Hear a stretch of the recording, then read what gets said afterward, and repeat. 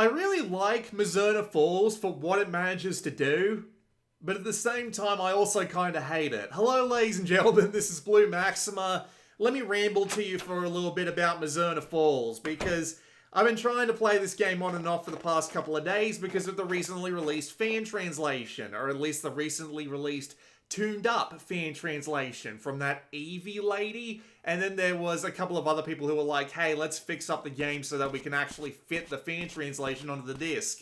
And I will say that this is absolutely a really well done translation. I haven't felt anything wrong with the quality of the writing. I haven't felt anything wrong with just the general translation of it. Everything seems fine, at least from a surface point of view.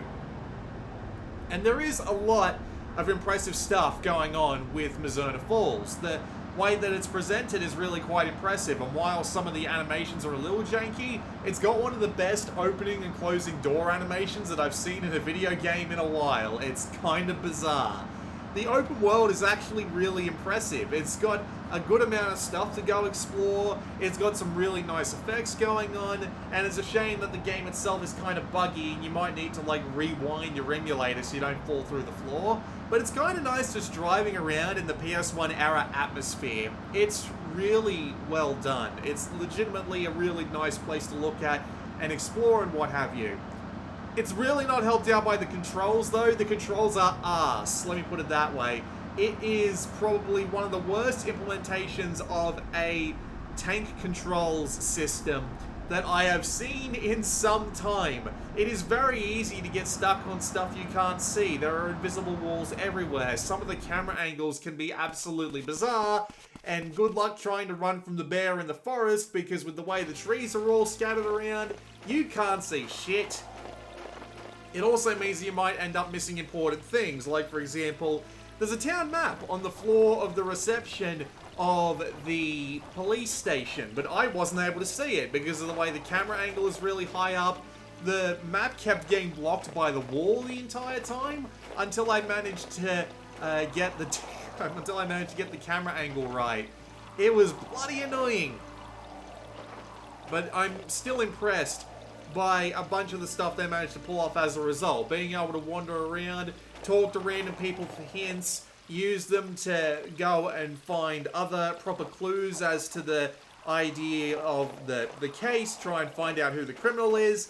It's very Shenmue in that sense, in that you're wandering around, you're talking to people, you're exploring the town, you're finding new clues as you go. And it does work. As an entire, concept, it does work. But there's one thing about it that I can't for the life of me get my head around, and that's how close together all the events are. Every single event in this game is based on a time limit. You've only got a week to find all of the clues that you need, and some of them which are required in order to get the game's good ending are locked off if you miss a specific event on a specific day. And man, that can be a bit frustrating, having to go through the game multiple times. And this is a game that can take multiple hours to get through.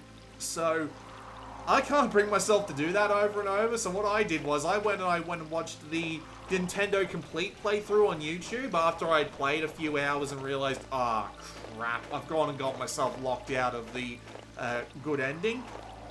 And in his playthrough of the good ending, he was constantly on the move. He wasn't stopping for anything. He was barely using the ability to skip time forward. He was just wandering around, he was just constantly going from point to point, barely missing a minute.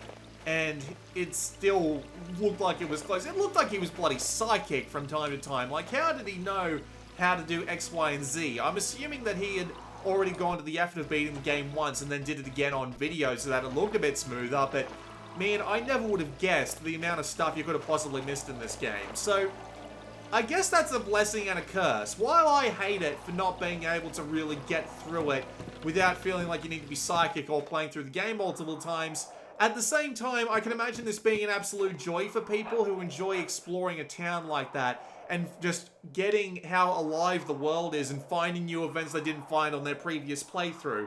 I can absolutely understand that as a benefit, but man, I gotta tell ya, it does not appeal to me at all. There's also a couple of other things. The action scenes, there's going to be one in this gameplay footage here where you go up against a bear is kind of silly. And I gotta tell you, despite the fact that the rest of the presentation is good and the small amount of time they do bring voice acting in, it's pretty good for the time. But man, all the music feels like it's from 2 generations ago. It is really simple, it is just kind of laugh-worthy, and it almost makes you wish for a sort of SNES MSU1 style overhaul of the music so that it was a little bit more dramatic, a little bit more atmospheric, and a little bit less repetitive, because man, driving around town and hearing that same theme over and over again for something like 10 hours on end would not be very enjoyable, at least for someone like me.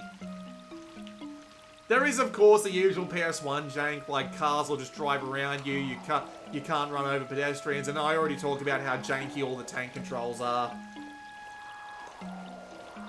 So what I'm trying to say is, Mizzurna Falls is for a certain kind of person. It's for the sort of person who can get over weird-ass controls, who can deal with the fact they're probably not going to get the good ending on their first few tries, and who can deal with the idea of needing to run around like a bloody maniac trying to find all the story events in the town and what have you.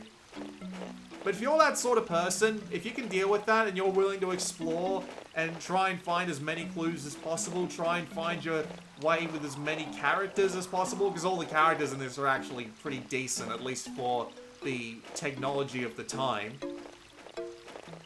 Gotta tell you, man, it's probably gonna be a good experience for ya. I know this is a quick one, but what are you gonna do? This has been Blue Maxima. I'll see you all next time.